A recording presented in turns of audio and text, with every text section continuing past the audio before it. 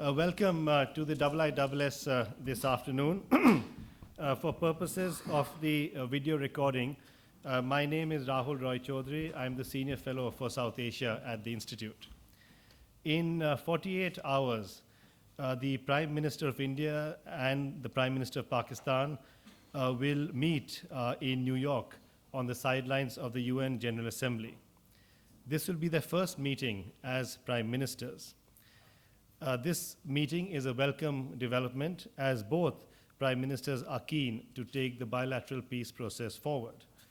Yet, India-Pakistan relations are strained with the escalation of violence recently across the line of control dividing Kashmir.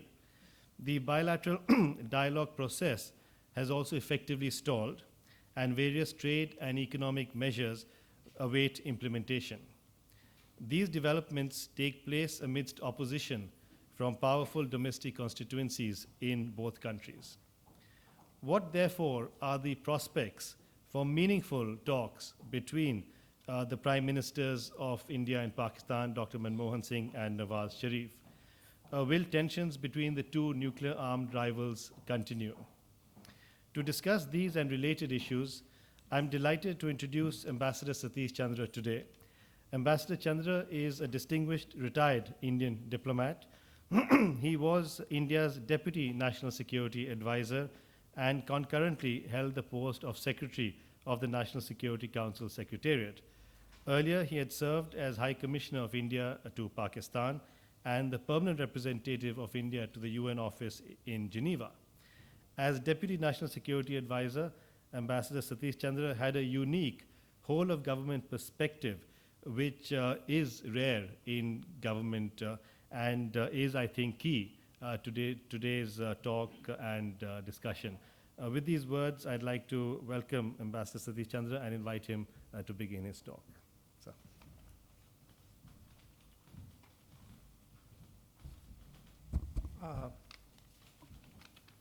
Thank you, Rahul, first for those very kind words. I'm really very happy to be here, ladies and gentlemen, at IISS, not only because they have a lot of good friends here like Rahul, but also because IISS is really an internationally acclaimed think tank, not only famed for sponsoring great events, some of which I have attended, like the Manama and Shangri-La Dialogues, but also for the very high quality publications which one looks forward to reading from time to time, like Survival, Military Balance, Adelphi Papers, and so forth. So it's really great to be here. And as a part of the organizational skill of IISS, they've got our two prime ministers to meet just after I've come here. So again, all credit to IISS on this sort of organizational skill. But more seriously, the subject that Rahul asked me to speak on was India-Pakistan tensions and talks, prospects under Nawaz Sharif. I will attempt to do justice to this subject under 5 broad chapeaus. First, a few words on Prime Minister Nawaz Sharif's persona, the challenges, and they are considerable, which he faces. I will also then thirdly speak a little bit, which many don't know, even in India or in Pakistan perhaps, on how this composite dialogue process started and how the dialogue is actually conducted between the two countries. Fourthly, on current India-Pakistan tensions. And finally, the fifth one is India's Pakistan policy and what I think it should be. You will notice there is some dissonance between what it is and what I think it should be. Coming to Nawaz Sharif's persona, I happen to know him a little bit because when I was High Commissioner there, he was Prime Minister. And he is a very attractive personality. He is a Punjabi of Kashmiri origin and is heir to the multi-million-dollar Lahore-based Ittifaq group, according to Wikipedia. It is the 4th largest industrial group, but I'm only quoting Wikipedia, I don't know. He's a cricket enthusiast, a Bollywood buff, a foodie, and he's a fantastic host. And when he wishes to be, he can be an absolute charmer. And some of us have been exposed to that charm. He had an exceptionally warm relationship with Prime Minister Gujarat, who was himself a Punjabi, and even more so with Prime Minister Vajpayee, a non-Punjabi. So, that aspect of his is there. He can be remarkably unconventional, and to quote what he proposed to me in December 1998 when I was in Pakistan, was that let's abolish all visas between the two countries. He left both foreign offices, theirs and ours, aghast, including myself. But he can be unconventional, and we should keep that in mind. He is a very stubborn person with a very strong autocratic streak, which is familiar to Punjabis, and I can say this since I am one too. It has been a factor which led to his falling out from time to time with the Pakistan army chiefs. And in fact, his relationship with none of the army chiefs in the past was good. The last one whom he selected, in fact, launched a coup against him, and that is Mr. General Musharraf. So that aspect of his character and persona is there also. From our own viewpoint, from an Indian viewpoint, we need to factor in that Nawaz Sharif has a very strong Islamist streak in his DNA, and I have personal recollection of this in 1998 when he attempted to pass the 15th Amendment, which would have really Shariatized Pakistan and made it much more fundamentalist than even what happened during Zia's time. So there is that aspect that runs through his DNA. He did not succeed because he didn't have the votes in the upper house, the Senate, in Pakistan at that point in time. But religion aside, I think what's much more worrisome for India is that we must remember that it was on his watch that the 1993 Mumbai blast were organized. Kashmir, after decades, was internationalized at the UN Human Rights Commission, and I happened to be the Indian delegation at that point in time in 1993 when it happened. And finally, Kargil also happened under his watch. I think Indians would be ill-advised to ignore Mr. Nawaz Sharif's very close links to Hafiz Saeed and other Islamic radical groups in Pakistan who have in some measure been responsible for his better than expected showing in the elections. And that these links continue is borne out by the fact that some Islamic radicals have been given PMLN tickets. So that was about Nawaz Sharif. What are his challenges? And I think anyone who were to be in his boots would find the going rather difficult in Pakistan. First and foremost, he will need to evolve a working relationship with the military. Given his own authoritarian streaks, and given the military's reluctance to hand over power, tension between the two is likely. And in that context, I think we all need to look very carefully at the person whom he will appoint as a successor to Kiani in case he doesn't give him an extension. So we need to look at that.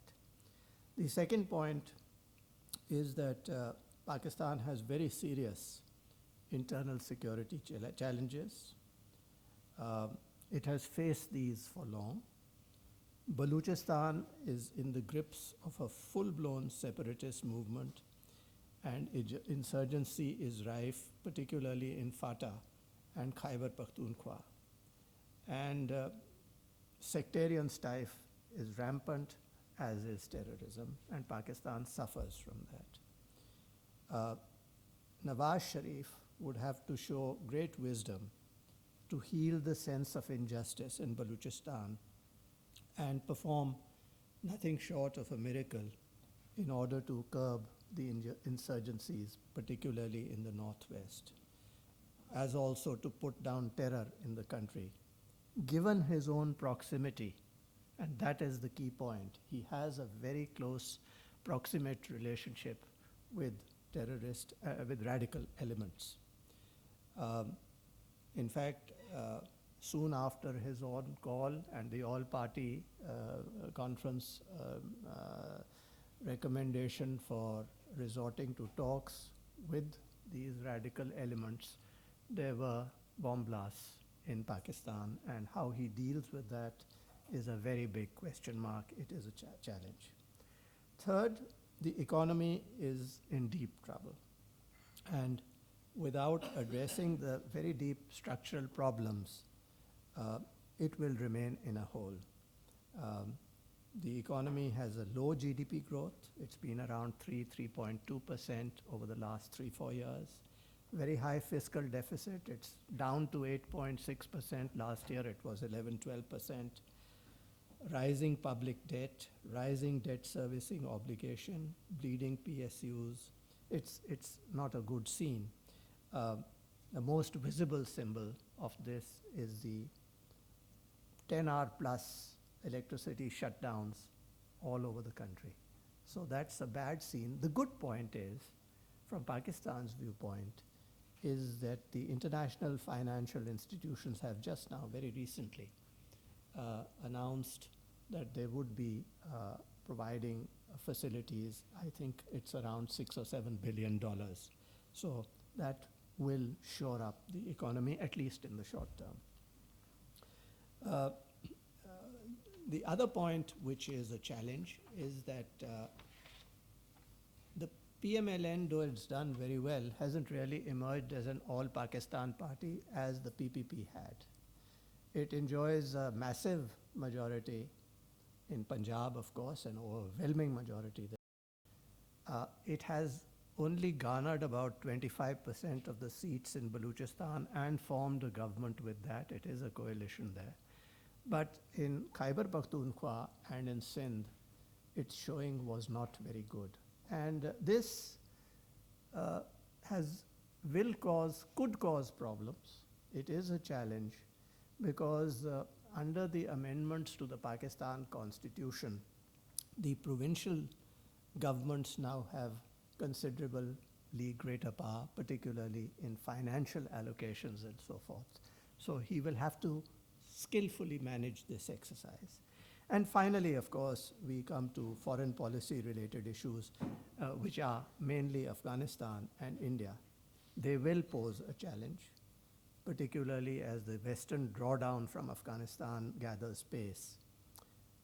Should Pakistan continue in a business as usual mode in terms of dictating or trying to dictate a settlement in Afghanistan through imposition of a Taliban government, or in exporting terror to India, as has been happening, we could expect more strife and more complications.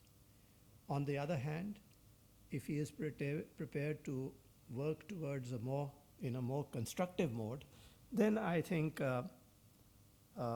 Pakistan could do the region a great service, particularly if the infrastructure of terror, he is able to move ahead, and he moves ahead and shuts it down. A few words now on the origins and assessment of the composite dialogue process. We are all tied into the composite dialogue process these days, but let's remember that through the 80s up to January 1994, the two countries used to discuss almost everything without a formally laid down agenda or a preset agenda under the foreign secretary level talks. And in these talks, everything could be discussed. I remember because I was a participant in some of those discussions in the late 80s. We even discussed Afghanistan, which is a taboo these days for discussion between the two sides. But at that time, I do remember we asked before the meeting that we would like to have these discussions, and in Islamabad, when these talks were held, a special slot was given to discussions on Afghanistan, as also anything else that any side wished to raise. So it was the traditional mode was to have a free-flowing, freewheeling discussions at the foreign secretary level, and then as the need may be, you could have more expert level talks, whether on defense-related or water-related or home secretary-related, interior-related issues. So it was composite in that sense, but without a formal pre-arranged agenda, and the talks took place freely. Following the 1994 talks, that was in January 1994, these talks were between Mr. Dixit, who was then our foreign secretary, and Mr. Shahryar Khan, who was the Pakistan foreign secretary. Pakistan indicated an unwillingness to resume these talks without substantive signals that India would meet its demands on Kashmir, requiring a de-induction of Indian troops from Kashmir and the holding of a plebiscite. This resulted in a 3-year hiatus. There was no talks thereafter for 3 years. Foreign secretary level talks did not take place. Some of us in Delhi felt that this sort of a dead end wasn't a very good thing. We were conscious that India-Pakistan relations were complex, that progress would not be easy, but the absence of a dialogue would really be a dead end. And the reason why Pakistan did it, and I say this with hindsight because not only did I deal with Pakistan, later on I was in the UN system also dealing with human rights issues. The reason why there was this hiatus was that from 1993 under Nawaz Sharif, Pakistan tried to introduce a resolution in the UN on Kashmir relating to human rights. And it served its purpose not to have a dialogue going at all, to say that, look, there is a total breakdown, and therefore we need to look at something else. In any case, that exercise failed.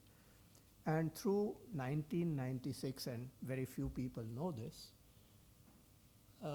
there were 4 people involved in trying to get the dialogue process going. There was our Foreign Secretary, Mr. Salman Haider.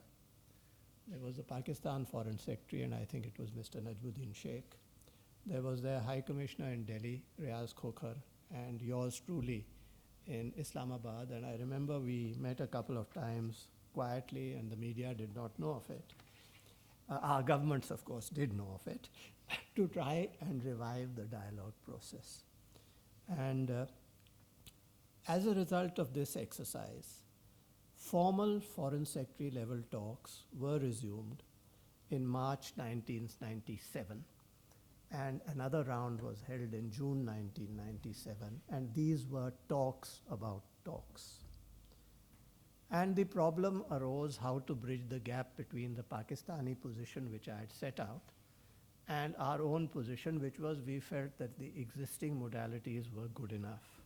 But the Pakistanis were insistent that they wanted a profiling on Kashmir and ensuring that no progress took place on anything else unless there was progress on Kashmir.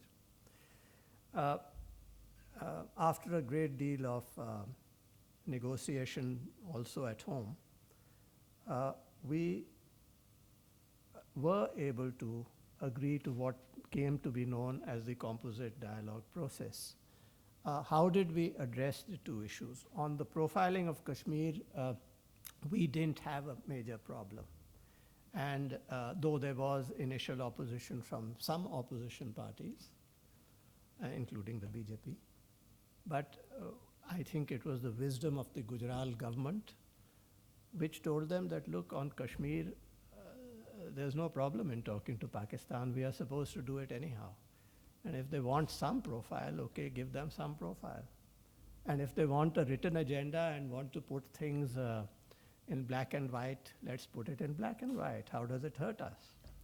And I think that point was taken very, very well by the BJP, which was in opposition at that point in time. But the second point was the more difficult one, as to how do we agree that there is no progress on any issue unless there is progress on Kashmir, this was a categorical Pakistani viewpoint. So we finished it. And we finished it, there was the words used in the final thing that came out, document that came out, that all issues would be addressed in an, in quotes, integrated manner. And progress, this is not in quotes, would be coordinated and monitored by the foreign secretaries. And here the argumentation was, again, very simple, that if any side doesn't want to do anything, they won't do it anyhow. So, but we did not put it in black and white, and this is how diplomats play their role, using words to achieve an end, and the end was resuming the dialogue process. And this was a composite dialogue process, monitored by the foreign secretaries. The written agenda was, and I'll read it out, peace and security, including confidence building measures, Jammu and Kashmir, Siachen, Tulbul Navigation or Wular Barrage project, Sir Creek, terrorism and drug trafficking, economic cooperation, promotion of friendly exchanges. And this dialogue process was agreed to. There were some hiccups along the way, but it really started off, the first round started off in October 1998. But that round could not be completed because the following year, you will remember, there was Kargil that happened, and there were a spate of terrorist incidents, parliament incident and so on, which happened. And the dialogue process could only be resumed in June 2004. And the immediate trigger for resumption of this was the assurance provided to Mr. Vajpayee by President Musharraf that he would, and I'm quoting, not permit any territory under Pakistan's control to be used in support of terrorism in any manner. So this resumed dialogue, composite dialogue started off. 4 rounds were held, and when the 5th round was underway, you had the Mumbai attacks of November. And when these attacks happened, the dialogue process again went into a tailspin, was stymied, and resumed only in 2011. It wasn't called composite dialogue in 2011. The name was changed because there was so much opposition to the dialogue process by public opinion in India at that point in time, that the government did not wish to use the word composite, so they used another word, comprehensive dialogue. But only 2 rounds of this could happen. And again, it was stalled in January this year because of the beheading of Indian soldiers along the LOC. So what did this dialogue process get to? I mean, was it worth it? What did it achieve? I think the main achievement was in the area of confidence building measures to enhance India-Pakistan contacts and connectivity, and in trade. In trade, our trade has gone up about 6-fold, from about $370 million in 2003-04 to about $2.3 billion today, and enhanced people-to-people contacts. But you must remember that these contacts are nowhere near the levels that they were before our mission in Karachi was closed down by Pakistan. I happen to have served in that mission in Karachi earlier. And we were issuing, in those days, and I'm now talking of the 70s, 20,000 visas a month. Today, at maximum, it is no more than 10,000. So we haven't really got that far, though we like to bluff ourselves. None of the big ticket items, Kashmir, Siachen, Sir Creek, MFN treatment for India, none of them has been resolved. And therefore, it is no surprise that this process hasn't really achieved very much. I noticed that Rahul wants me to now get on to questions and answers, but I'll take just 4 or 5 minutes more. Current India-Pak tensions. These tensions were really marked by an ambush, I mentioned, of an Indian border patrol party across the LOC by Pakistani soldiers on August 5th, 2013. But this was just the last straw.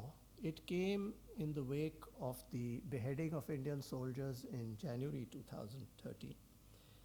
And following a continued support by Pakistan of terrorist activities directed against India, including the attack on our consulate in Jalalabad in August 2nd, I think.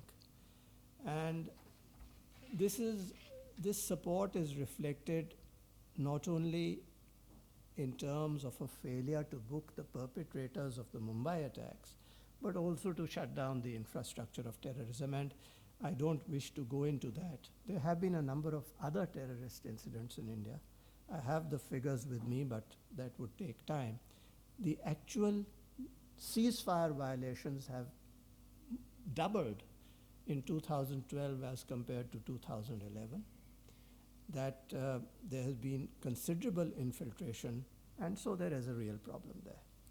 Now, the final bit was India's Pakistan policy. As a diplomat, Indian diplomat, I regret to say this, that our diplomacy really hasn't been a great success on Pakistan since our inception. It has oscillated between benign neglect and engagement.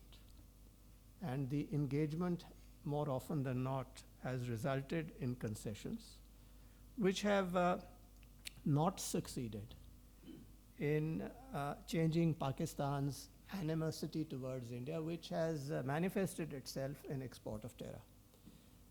I can give you a couple of examples of the generosity. One is the Indus Waters Treaty, for example, where India has 40% of the catchment area, but we allowed Pakistan the right to use 80% of the waters. And this was done in 1960 in the hope that this would be a game changer. It wasn't. And similarly, you come to the Simla Agreement, where we had 90,000 POWs and about 5,000 square miles of territory, which again, we, as a game changer, thought that if we return all this, the relationship will improve. It didn't. The point I'm trying to make is that what we have been doing has been giving concession after concession. And we have, whenever we have used force against Pakistan, and we have, it has been only in a reactive mode to use of force against us. The Prime Minister's meeting with Nawaz Sharif in the next 2 days, which Rahul organized, I feel will sooner or later lead to a resumption of the bilateral dialogue between the two countries. I do think this will happen. And this is at a peace with our historically conciliatory approach to our dealings with Pakistan. I feel that we have erred gravely in this matter. I think we need to have a comprehensive policy towards Pakistan which imposes costs on that country for its export of terror against us. Unless that is done, then we will not be able to change its behavior. That is the only way out for us. And finally, I was planning to quote this, but I will not quote it, but I'll just mention it. On the 6th of August, we had a seminar, and I was a participant at it at the Vivekananda International Foundation, where I do some work on Pakistan. On the 6th of August, there was the news of the incidents on the LOC, and spontaneously a decision was taken that a statement should be made by the participants. And I've handed over a copy of the statement. which was signed on to by 40 strategic thinkers, including former foreign secretaries, army chiefs, thinkers from all walks of life, saying that we need to develop a concerted policy towards Pakistan, which is well thought out and which imposes costs on it so that it does not resort to terrorism. I would have hoped to have concluded on a more optimistic note because not only was I born in Lahore, but I am also a Multani. I am from that part of the world. I speak both Saraiki and Punjabi. I was telling my Pakistani friend here today, and I was dying to speak to him in that, but he didn't know Saraiki. But also because I've invested much of my career for improved ties between the two countries.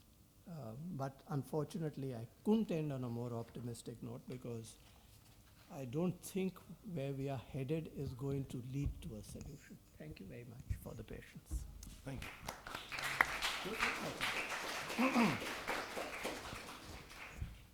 Thank you very much, Ambassador Chandra. Let me start, in fact, by thanking you for your deep insights and historical perspectives on the composite dialogue and the origins of the composite dialogue between India and Pakistan and the sort of the group of four, as it were, that were able to sort of bring it back on track in some shape or form. You've talked about several challenges that Pakistan and Prime Minister Nawaz Sharif faces domestically in terms of the impact this would have on the bilateral dialogue with India. Let me ask you what you think the challenges are for Indian Prime Minister Manmohan Singh that he faces in that sense, in terms of what you ended with, the possibility of a resumption of the bilateral dialogue after the meeting between the two prime ministers. I mean, are these challenges for Prime Minister Manmohan Singh fairly insurmountable domestically, or is there space for some meaningful movement before the state assembly elections in November in India this year, followed by the general elections by April, May next year in India? Thank you very much, Rahul. It's okay. I think the Prime Minister himself quite clearly on Pakistan, it is my reading that he wants to reach out. He has always wanted to reach out. And in fact, he has gone out on a limb to try and develop linkages. I think he wants to resume the dialogue process, and that's why I said what I said, that I think following the meeting, there would perhaps, and I'm putting my neck out a little bit, would be some signals to indicate that the bilateral dialogue would resume. He is going out on a limb because only yesterday I was looking at the net. The Hindustan Times, which is a leading paper in India, in Delhi, which is usually pro-government, did a poll survey in which 70% of the people polled were against the dialogue process, and around 29-30% were for it. So what he is doing doesn't have great popularity vis-a-vis Pakistan. Also, the opposition party, the BJP, has opposed it, as did our own statement of these 40 or 50 people after the 6th of August, when I think it was 13th of August when we finally put it out, said that, look, don't be in a rush to do this. Think it through and have a concerted policy to be taken up. But the Prime Minister is a Punjabi, though he has shown little stubbornness. There are only one other issue on which he risked his career, and that was the nuclear deal, which incidentally I also opposed for other reasons. But he did stick his government on this. So once he is determined on a course, and I think he is determined to do this, he will try and get it through. Now, whether he's backed by the Congress party itself, in my mind, is a question mark. I hope I answered.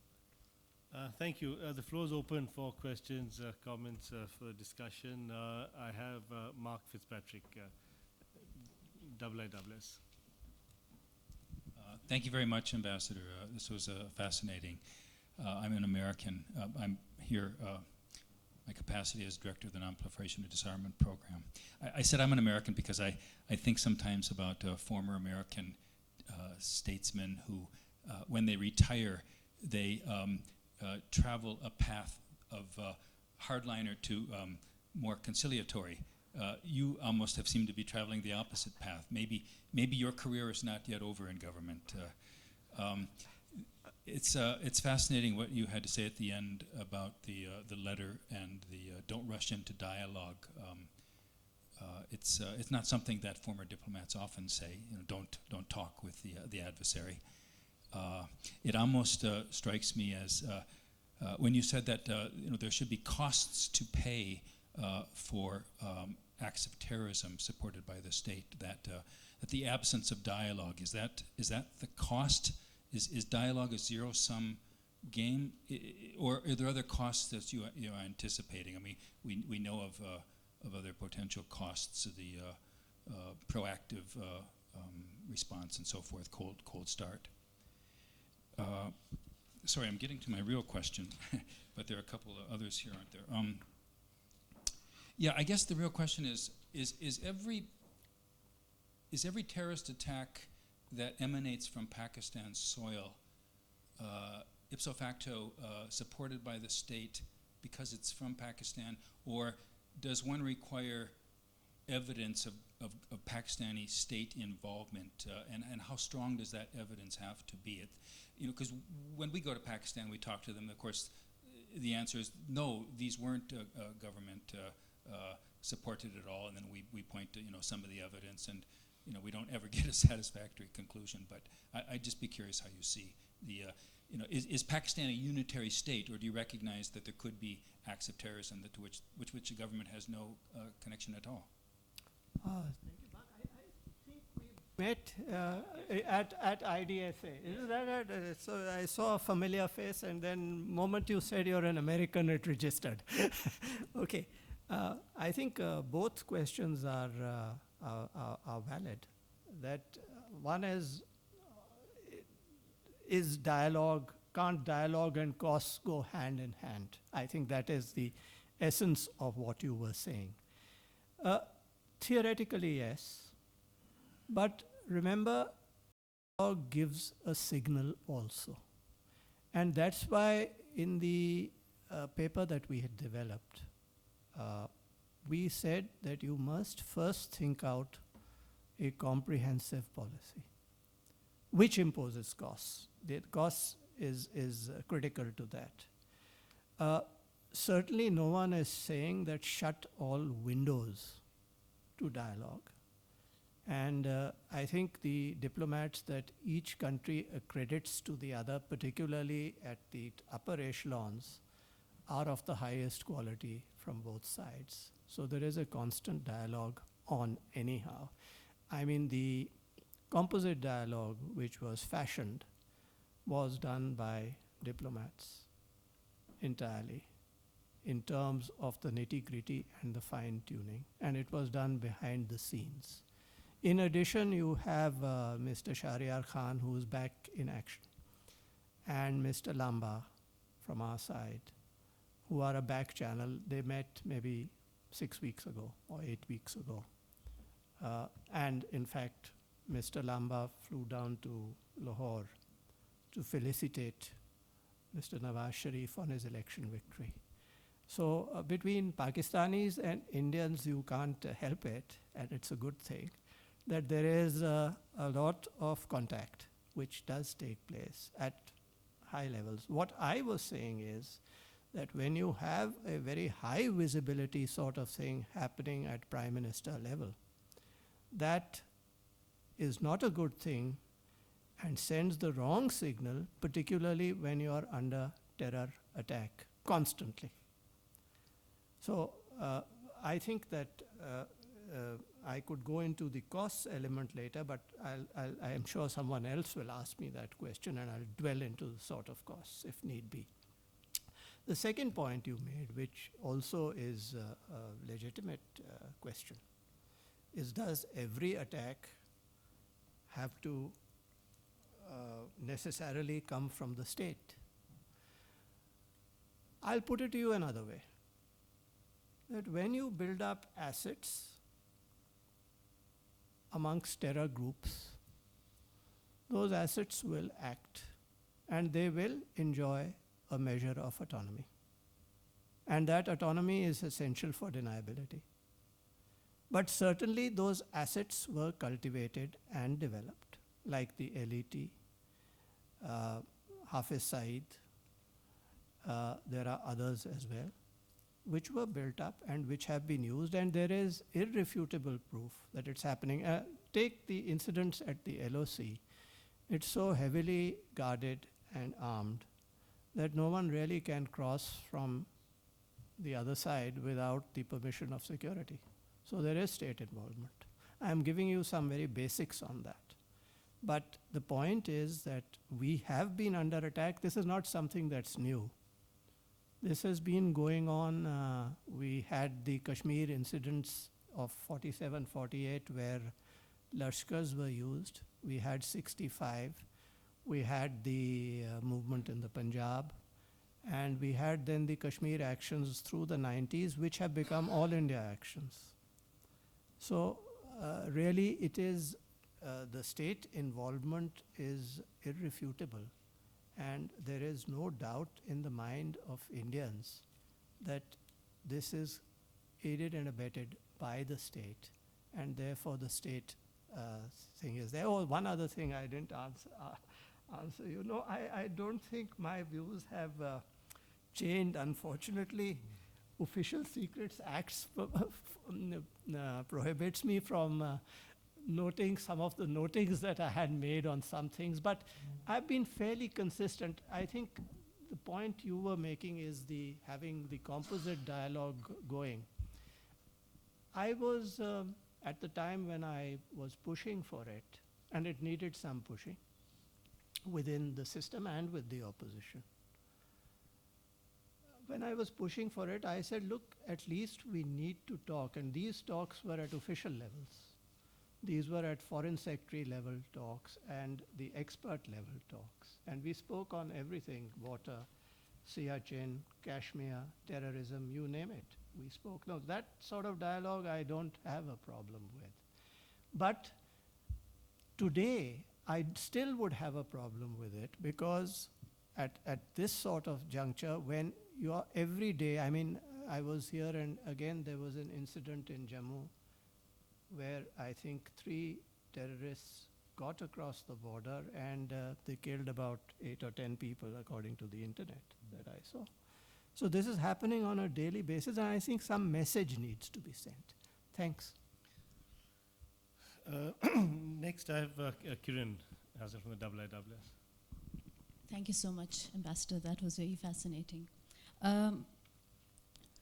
This is rather very disappointing because I think with Nawaz Sharif coming back into the elections, after the win of the Nawaz Sharif, we saw a thaw from the Indian side. Prime Minister Manmohan Singh greeted Mr. Sharif, and so there was a real sense of optimism. And unfortunately, how things have actually unfolded, that optimism doesn't seem to be so much in place. My question is that obviously this is a statesman meeting between India and Pakistan, and it's really under the focus, under the world focus right now. Parts of the composite dialogues, for instance, energy export, MFN status, and water issues. Do you see any kind of any positive outcomes? Do you suspect that there are going to be some kind of positive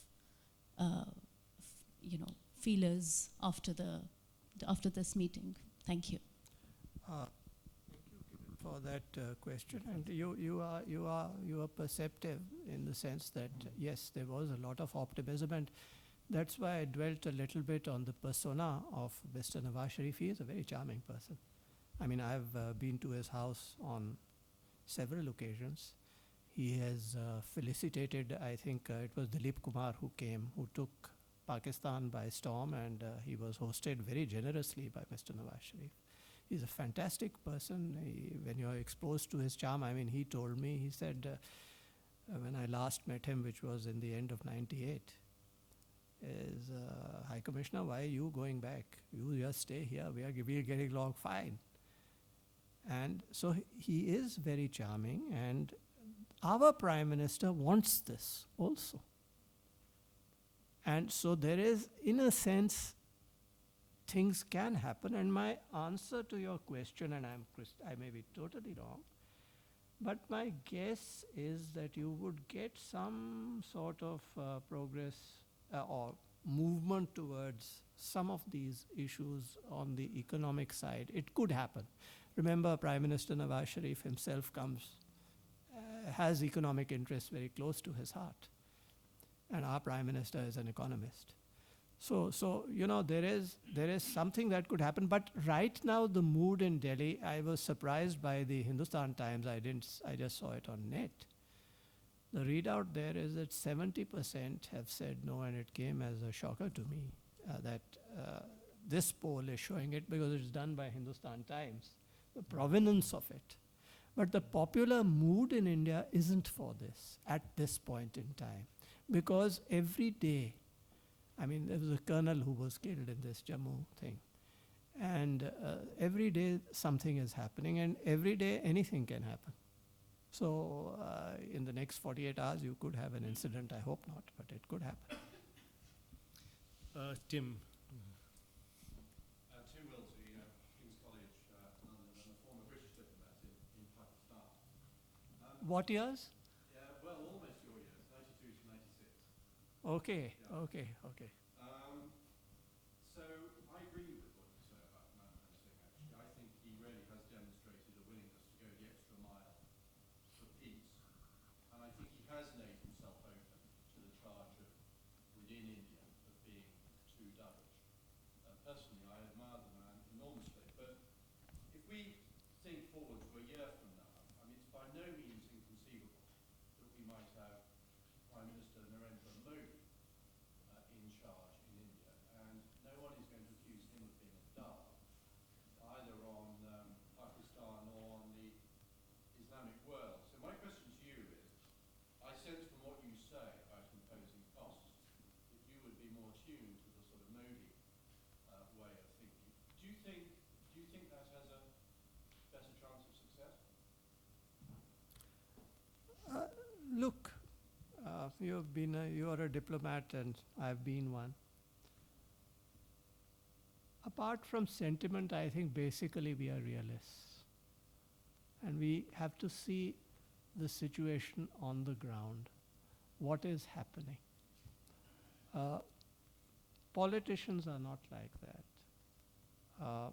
You spoke of Manmohan Singh, I could speak of Mr. Vajpayee. He went to Pakistan, and though I had been exposed to all the charm of Prime Minister Nawaz Sharif, I was just shifting office. I had come in as High Commissioner. I had briefed the Prime Minister. And after my briefing, I said, there were all wonderful things said about all the persona involved.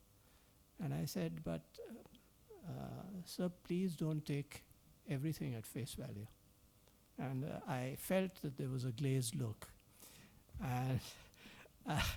And he went to Pakistan, and I wasn't officially asked this because I was not holding office anywhere at that point in time. I was just shifting up and setting up a new enterprise of which Rahul also became a part of.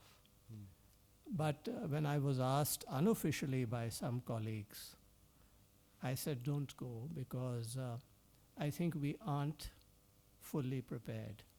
I had seen and participated in the Rajiv Gandhi visit a decade earlier, in 87, 88, I think it was. And I was then dealing with Pakistan directly, and we really worked our butts off on that visit. But this one happened in 6 or 7 weeks, and of course the consequences in the end thing were disastrous for Mr. Vajpayee. As you had Kargil, actually Kargil, according to some, was on in February, March. We didn't know it. So, you know, I think that you have to be realistic on it. I say that when you said Narendra Modi, you see what Mr. Vajpayee did. And Mr. Vajpayee went ahead after Kargil and did Agra. And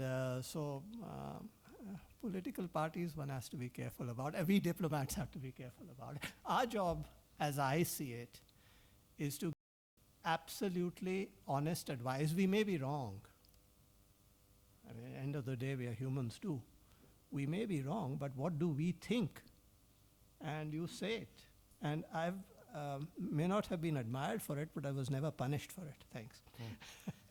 Thank you. We have 4 people on the list, so let me take 2 people, 2 of you for each turn. Let me start with Desmond and then Colonel Zulfikar. Desmond. Yeah. Do you want to know the mic? Ambassador, thank you very much for your comments, and one of your answers to the questions in a way invited my question. What do you mean by costs? I mean, I think Mark suggested this might be non-dialogue, but actually, is there something by way of cost which is more by way of punishment? And maybe you could elaborate a little bit on that.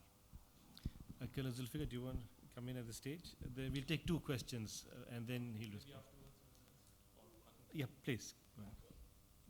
It's just slightly longer than the question that thank you very much for the talk, and we were just discussing with my Indian colleague a little while ago that maybe our children have a better future, but obviously after your talk I think we can maybe let go of that hope as well. I mean, on India-Pakistan relations, I would have hoped that the IISS would have had 2 speakers actually giving their perspectives each on, and I hope in the future we can do that. But just very briefly, I mean, it's all about perceptions. And when you talk about Nawaz Sharif, my colleague here has already talked about Narendra Modi, who could be your next prime minister, and his actions in Gujarat and his persona and everything. Talking about aggressions, when you talk about Pakistani aggression, we could have talked about 71 East Pakistan. We could have talked about Siachen, Chor Batla, 1984, who was the aggressor there. And when you talk about Pakistani state involvement, we just had a report in the Hindustan Times that your ex-army chief was actually running a security unit which is focused on Pakistan, and we might like to believe that India might be doing things in Balochistan. So all these are, I mean, two-way things, and we would have actually hoped that we could actually cut across this and shed the historical baggage and move forward. I know we have a desire on both sides to move forward, and would have hoped that people of your stature actually could have given us hope rather than the very dismal and bleak future that you've painted. Thank you. Yes, certainly. First, to Desmond. Yes, your perception is right, that I didn't only mean non-dialogue particularly at a high political level.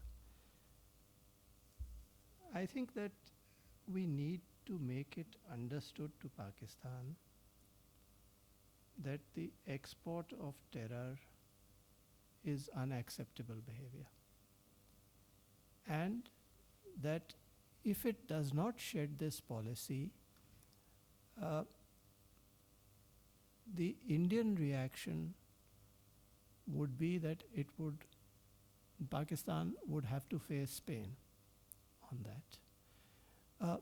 Now, as diplomats, we can work out an entire portfolio of measures that India could take. And I'm not here talking war. In fact, when I have discussed this with people in India, some of whom are former colleagues who have a different view from mine, saying, oh, you mean we should go to war? And I said, no, that's not what I mean. The range of actions between dialogue or non-dialogue and war is pretty considerable. And we need to explore that range. Simple thing that I could say without violation of any treaty or any rules. India, as I mentioned the Indus Waters Treaty, because we had done a study on this when I was within the system. Rahul, were you with us at that time or no? You were. Okay, I don't remember when it was. But we did a study on this and we did propose to the then government that under this treaty, which in my view was a bad treaty, and I think we were talking, the colonel was talking of our children. I don't think my children's children, I have grandchildren now, my grandchildren will forgive us for that treaty because no upper riparian would have concluded such an unfair treaty. But within that treaty, it's concluded, and if we move away from it, we will have to face the consequences. What I am saying, under that treaty, none of the waters of the eastern rivers are supposed to have gone to Pakistan. And yet, there are sizable amounts which are so flowing, which are a gift, a free gift, which is never acknowledged, should never be acknowledged maybe, but is never acknowledged. So very easily, the eastern rivers could really, apart from, there is a very small amount, I think 500 or 600 cusics of water, which is under some existing use which we could allow. But beyond that, we are not liable to permit any of the waters to flow, which would mean that along the entire eastern side, there would be a drying up of those waters. B, and even much more important, we have not utilized those waters which we are supposed to have utilized under the treaty on the western rivers. And the government of Jammu and Kashmir gets rightly annoyed with the government of India that you are not looking after our interests. That would mean that you would use rather larger amounts of waters, not only for power generation, which is run-off river and not a problem, but also for irrigation. There would be a cost of that on Pakistan. And thirdly, we could ask for a renegotiation of the treaty. Pakistan could disagree because that treaty was a flawed treaty. Most treaties have a 20-year, 30-year, 99-year period or whatever it is. This wretched treaty doesn't have that. So it was, I believe, a terribly negotiated treaty, not only in terms of, but even of basics of how you negotiate treaties. So that is on the treaty thing. But the other point that I wanted to make is that there are other costs as well. I mean, there are actions that could be taken by the government of India on the economic side. There are actions that could be taken by the government of India even in addressing cross-border terrorism. And I will leave it at that. We've run out of time, but let me just sort of ask Ambassador Chandra this. I mean, if you take the example of the Indus water treaties and some of the options you mentioned and the perceived cost to Pakistan, I mean, wouldn't there also be cost to India in this sense? I mean, here, we're opening up a bilateral agreement that, there is sort of some consensus that it has worked for so many years. It's worked during periods of conflict and wars between the two countries. And for India at a time when its focus, its political focus is really on and the economic focus is on development issues and moving forward on the economy. I mean, is it, and seeking support internationally for membership of an expanded UN Security Council or other areas, I mean, there are clearly costs on the Indian side on this as well. which would require, I presume, a strong executive head of government to take a decision to move along this path. But what would you say about the cost to To India India. as well on this issue? No, on the Indus Waters treaties on maximum utilization as per the treaty, there are zero costs because you are within the law. So there would be no cost to you. It is a question of renegotiation, which Pakistan would have to agree to. There are two parties to this. So they would disagree to it, or they may also say, incidentally, there is a demand in Pakistan for that the treaty is unfair to them. So if they wish to negotiate, I think God bless. I mean, here there is a meeting of mind, at least on a renegotiation. but the World Bank also, the World Bank. yeah, has the a World clear- Bank, yeah, has to come in and- but on A and B, the World Bank would have to come with us because we are not violating the treaty as such. So there is no violation. Well, we've run out of time, so I'm sorry we can't take the two additional questions, but we've had a provocative session, I should add. But I think it's important to get a sense about different perspectives emanating, influential perspectives emanating from India on some of these issues. And I think, as Ambassador Satish Chandra has also pointed out, the possibility of moving forward on a sort of a post Manmohan Singh Nawaz Sharif meeting in New York within 48 hours. So I'd like to thank you for coming and speaking to us, and Thank you very much. Thank you very much. Thank you.